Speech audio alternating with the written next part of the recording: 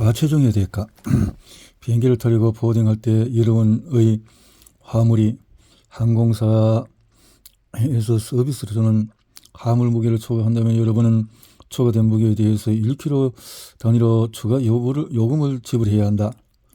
미국의 한 항공사는 승객들의 평균 체중이 4kg 늘은 최근 1년 동안에 2억 6,500만 달러의 손해를 보았다고 한다. 그럼에도 불구하고 아직은 살아있는 추가 무게에 대해서는 돈을 받지 않고 있다. 왜냐하면 그가 뚱뚱해진 것이 죄는 아니라고 보기 때문이다. 하지만 우리는 자기 자신의 체중에 대해 스스로 대가를 지불하고 있다. 아주 특별한 계산법으로 대가를 지불하고 있는 것이다. 과체중이 전혀 해로운 것은 아는 것은 아니다. 과체중에 대한 비용은 매표소에서 동맥경화, 당뇨 이렇게 흔히 로마의 검투사들은 근육이 많은 초인이었을 것으로 생각하기 쉽다. 하지만 실제로 이들 검투사들은 두꺼운 지방으로 무장하여 적을 겁에 질리게 만드는 뚱뚱보들이었다. 이들 검투사들은 엄청난 양의 탄수화물을 먹어야 되었던 것이다. 과체중은 심혈관계에 가장 큰 무리를 준다. 불필요한 섬유질에도 혈액이 필요하기 때문이다. 무거운 몸을 움직이려면 심장이 추가적인 작업을 해야 한다. 중요한 것은 비만이 혈액 속에 있는 콜레스테롤의 양을 높이고 이것이 아테로엄성 동맥경화증과 동맥내 플라그 형성의 원인이 된다는 것이다. 이는 곧 심근경색 또 뇌졸중이 머지 않았다는 것을 의미한다. 그리고 과체중은 현재까지 불치의 병으로 남아있는 당뇨병의 발생을 촉진시킨다. 필요없는 살 빼기, 살을 빼는 가장 쉬운 것이 굶는 것이라고 생각하기가 쉽다. 하지만 여기에는 쉬운 만큼 위험이 도사린다. 우리는 앞에서 장기간 단식이 얼마나 해로운지를 이야기를 했다. 오거니즘은 잃어버린 체중을 신속하게 되찾을 뿐 아니라 잃어버릴 것을 생각하고 미리 비축해 둔다. 여러 대중매체가 다양한 다이어트법을 소개하고 있다. 예를 들어서 미국에서는 수천 가지의 새로운 다이어트 방법이 소개되고 있고 과체중인 사람의 숫자도 놀라운 속도로 늘고 있다. 육체적인 운동, 균형 잡힌 식사, 근육을 움직여서 자신의 몸매를 유지하고 체중이 느는 것을 막는 방법은 앞에서 이야기를 했다. 과체중에서 벗어나는 효과적인 방법은 음식으로 고칼로리 음식을 피하는 것이다. 자, 몸에 쌓여있는 지방을 제거하기 위해서는 사지에 적당한 무게를 실어주는 육체적인 운동, 아령을 이용하는 운동을 해야 한다. 하지만 가장 간단한 방법은 저녁 식사 후에 1시간 동안 산책하는 것이다. 과식을 하면 게을러진다. 바쁘게 일하다 보면 비록 그것이 정신적인 노동이라 해도 뭐 먹을 것이 없나 하고 찾는 일이 적어지고 비만을 막는 가장 효과적인 방법은 뭐니 해도 균형 잡힌 식사이다. 사람은 하루에 몇 번을 먹어야 할까? 우리는 단백질이 우리 몸의 세포를 구성하는 재료를 아는 것, 탄수화물은 에너지원인 연료, 지방은 에너지의 자원인 동시에 세포를 구성하는 재료로 사용된다는 것을 알고 있다. 국제보건기구에 따르면 성인은 하루에 약 100g의 단백질을 필요로 한다. 그리고 거의 비슷한 양의 지방과 탄수화물을 필요로 한다. 적당한 양의 칼로리는 이미 말한 대로 여러분이 사용하는 에너지 양이 얼마인가에 달려 있다. 환자의 몸에 부착시켜 매분 단위로 소비하는 칼로리 양이 얼마인지 알아보는 센서도 있다. 하지만 한 가지 지적해야 할 것이 있다. 평소에 건강한 사람은 자신이 소비하는 칼로리 양이 얼마나 되는지 일일이 계산할 필요가 없다. 첫째, 오거니즘이 스스로 조절하고 받아들이는 음식의 양을 결정한다. 둘째, 여러분에게 필요한 칼로리 양이 얼마인지 아주 정확하게 계산할 수가 없다. 위에서도 이야기했듯이 정확한 계산은 연구소나 병원에서 특수한 장치를 이용해서 하기 때문이다. 어떤 사람들은 살을 빼기 위해서 하루에 한 끼만 먹는 등 음식을 적게 섭취하려고 한다. 하지만 그것은 안 될 말이다. 한 번 더 강조하겠다. 대부분의 경우에 과체중은 음식과는 전혀 관계가 없다. 그렇기 때문에 먹는 것을 조절하면서 과체중과 싸울 필요가 없다. 오류를 범하지 않고 몸을 아프게 하지 않기 위해서 무언가를 하고 싶을 때 의사와 꼭 상의하기 바란다. 건강한 사람에게도 다이어트가 필요할까? 사람들 중에는 거의 마니아 수준으로 건강 음식에 관심을 갖는 사람들이 있다. 그런 사람들은 조금만 이상해도 노이로제 현상을 일으킨다. 만약에 여러분이 먹고 있는 음식 속에 주위의 성분, 비타민과 미네랄이 충분히 들어있고 또 과식만 하지 않는다면 여러분의 입맛과 습관에 따라서 먹으면 된다. 다른 사람들이 이것을 먹어도 되고 이것을 먹으면 안 된다라고 하는 말에 귀를 기울일 필요가 없다. 간단하게 정리해보자. 음식을 전혀 먹지 않는 것도 위험하지만 음식을 너무 많이 먹는 것도 위험하다.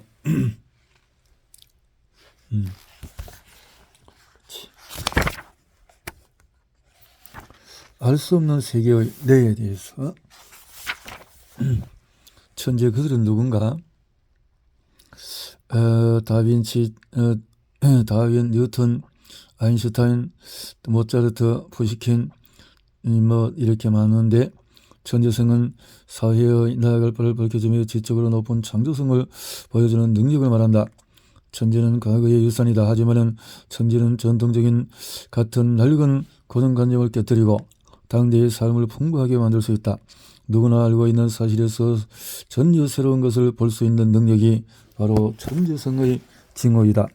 사람들은 누구나 모든 물건이 아래로 떨어진다는 것을 어렸을 때부터 알고 있다. 하지만 뉴턴은 아래라는 것은 무엇인지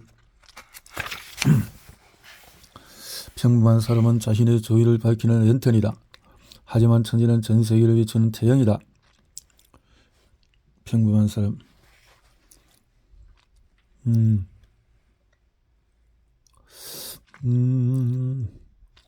지적 능력을 측정하기. 러시아에 이런 내용이 있다. 큰아들은 아주 똑똑했고 둘째는 그저 그랬으며 막내는 바보였다. 누가 그들의 지적 능력을 평가했을까? 그렇게 쉬운 문제가 아니다. 게다가 바보로 평가받은 막내 아들이 사실은 가장 똑똑한 아들이었다. 사람들은 인간의 지적 능력을 객관적으로 나타낼 수 있는 지표를 찾으려고 노력했다. 그런 지표들 중에서 가장 많이 알려진 것이 지능지수 IQ이다. IQ 테스트는 수십 개의 문제를 풀게 함으로써 그 지수를 측정한다. 실험 대상자에게 30분 정도의 시간을 주고 그 시간 동안에 보다 많은 문제를 정확하게 풀도록 하는 것이다. IQ는 테스트의 결과물인 실험 대상자의 정신 연령을 신체 연령으로 나눈 뒤 100을 곱했을 때 얻어지는 것이다. IQ는 생물적 속도, 형성화, 그리고 기억 속에 남아있는 지식을 재빨리 이용할 수 있는 능력을 나타낸다. 비실험자에게는 1년의 기초 지식, 수학, 문법, 지리에 대한 기초 지식이 있어야 한다. 그렇지 않으면 문제를 풀 수 없기 때문이다. 한 가지 기억할 것은 IQ가 비실험자의 지적 능력을 평균적인 사람의 지적 능력과 비교하는 지수일 뿐 지적 능력을 절대적으로 평가하는 지수가 아니라는 것이다. 하지만 이러한 제한적인 성격에도 불구하고 IQ는 직업이나 지위를 선택하면서 중요한 참고 자료가 될 수 있다. 그렇다면 IQ가 높은 사람에게 천재성이 있을까? 물론 아니다. 예를 들어서 천재 중에는 생각의 속도가 느린 사람이 많은데 생각의 속도가 느리다면 IQ 테스트에서 문제를 풀 시간이 부족하지 않겠는가? 인간의 천재성은 그 사람이 인류의 과학과 기술 또는 문화에 거대한 흔적을 남겼을 때 비로소 평가할 수 있다. 재능 있는 오르간 연주자였던 요한 세바스찬 바흐는 살아생전에 자신의 재능을 인정받지 못했다. 그가 죽고 100년이 지난 후에 작곡가 펠릭스 맨델손이 잊혀진 바흐의 작품들을 청중에게 소개했을 때 비로소 그의 명성이 시작되었던 것이다. 바흐. 이반 파블로프는 1904년에 노벨상을 받았고 30년대에서 별의 에너지원 또 물리학자 한스 베트는 67년 노벨 물리학상을 받았다. 오늘날에도 이것은 계속되고 있다. 인간 복제는 위험한 것인가? 천재성은 유전되는 것일까? 유전되지 않는다는 이야기가 있다. 하지만 맞고도 틀릴 수가 있다. 숫자로 이렇게 복제라는 것은 오거니즘 복제, 예를 들어 장세포, 피부세포, 또 기관의 세포, 복제에 반대하는 사람이 이런 식으로 생각한다. 잘못된 사람들의 이런 복제, 똑같은 그런 것이 그렇다면 클론으로 독재를 잘 복제할 수 있다고 걱정할 필요가 있을까? 복제.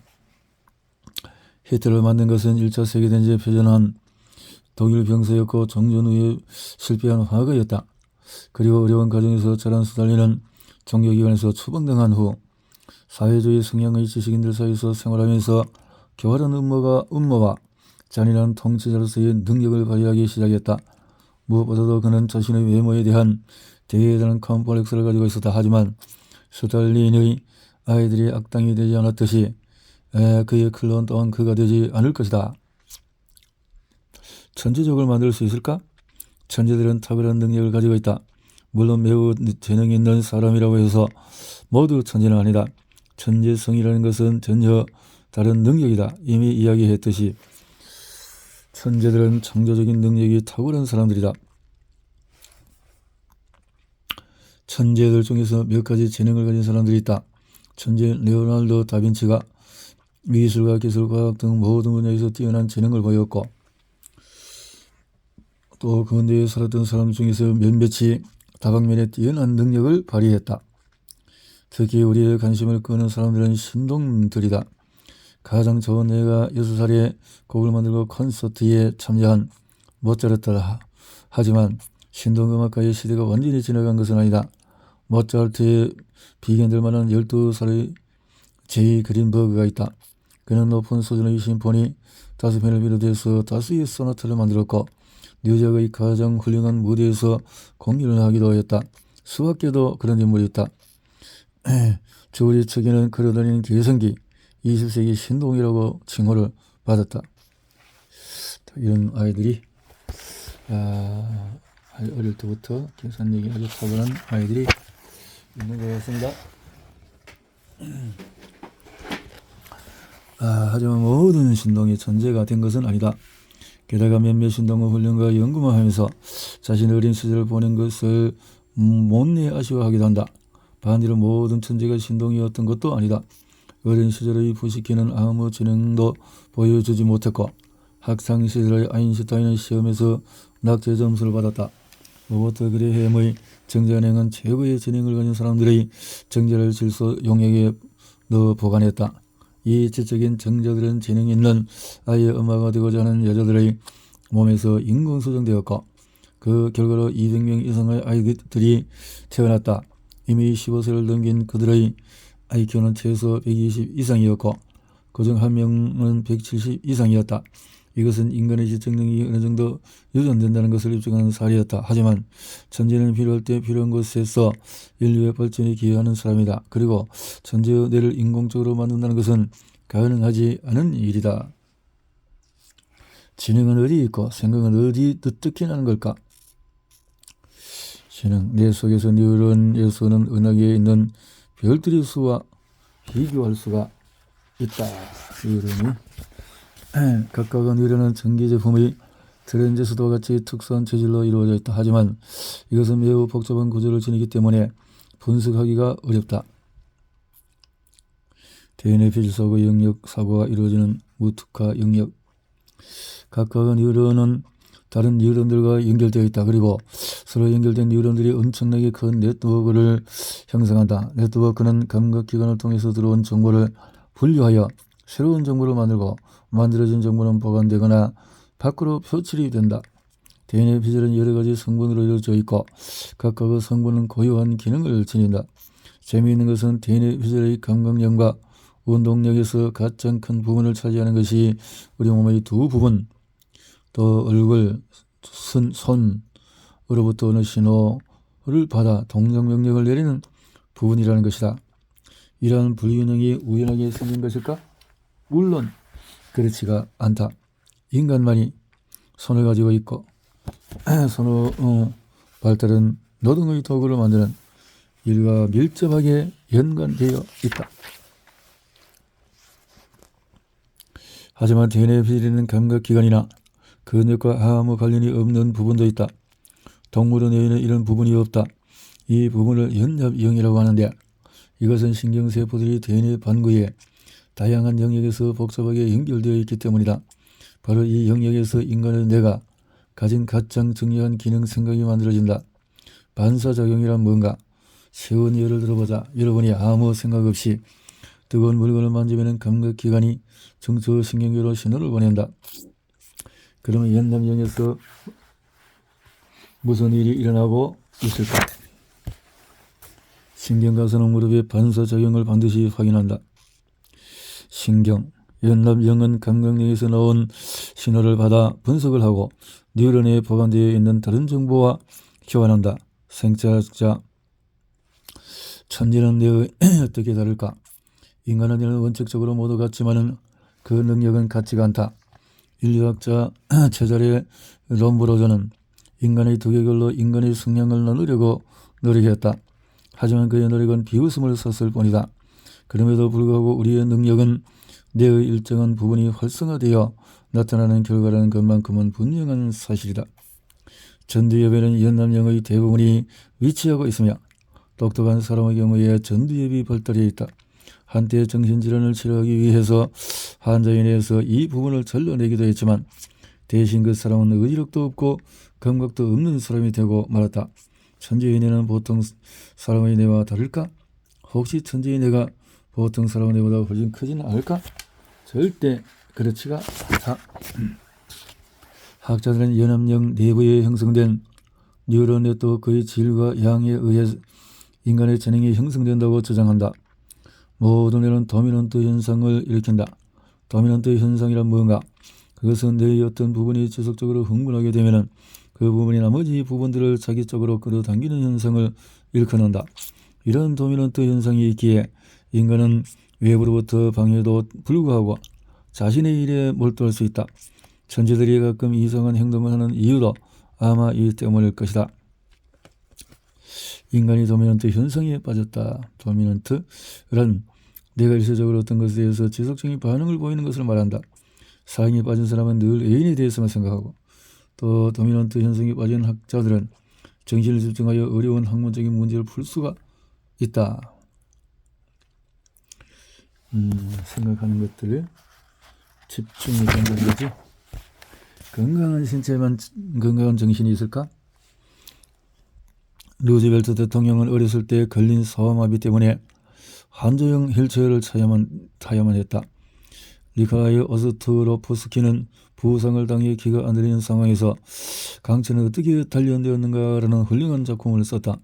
물리학자 스티븐 호킹은 21살 때 근위축성 경화증 즉 루게릭병에 걸려서 평생을 휠체어에 생활했을 뿐만 아니라 말도 제대로 하지 못했다. 하지만 그는 거의 혁명적으로 갈 수 있는 블랙홀 이론을 발표했다. 이처럼 역설적인 상황에 대한 학자들은 그들은 비록 육체적으로 컴플렉스를 안고 있지만 생에 대한 강한 애착을 지닌 사람들이다 라고 설명한다. 그들은 자신의 부족함을 메우기 위해 자신이 가진 능력을 모두 발휘하기 때문에 학문, 예술 등 각 분야에서 좋은 결과를 가져올 수 있었던 것이다.